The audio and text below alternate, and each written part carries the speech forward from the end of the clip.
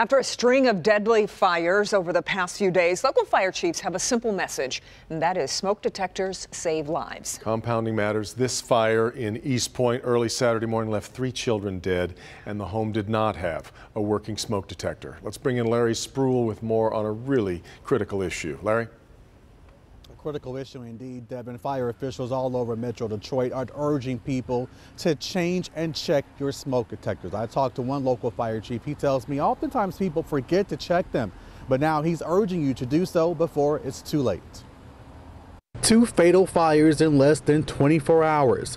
I was there at both fires this weekend. One was in East Point on Saturday that killed 3 children, and the other in Southfield on Sunday morning. That fire killed a woman. Police tell me there was not a working smoke detector inside this East Point home that killed Brandon, Zaire, and Little Madison on Saturday. As for Sunday's fatal fire, Southfield Fire Chief Johnny Menifee tells me that's still under investigation.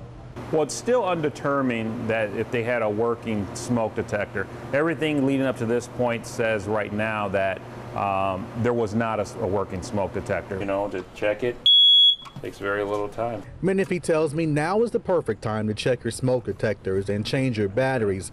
They often use daylight saving time as the perfect reminder. It's a simple action that can make all the difference between life and death.